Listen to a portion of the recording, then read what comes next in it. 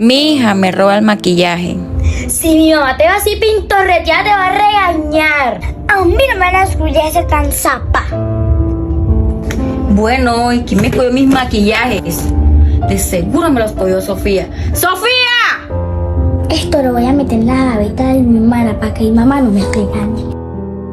Mi hija mayor no tiene edad para maquillarse y todo el tiempo vive quitándome los maquillajes. Sofía, tú fuiste que me cogiste mis maquillajes. Todo el tiempo es la misma vaina contigo. Mami, pero yo no fui Valentina. ¿Yo? ¿Acaso no es que yo estoy muy chiquita para pintarme? Tú eres muy mentirosa, Sofía. Ahora voy a revisar tus cosas. Cuando revisé sus cosas, tenía todos mis maquillajes en su gaveta para maquillarse a escondidas mías. ¿Se puede saber qué es esto entonces? Mami, pero si yo no fui.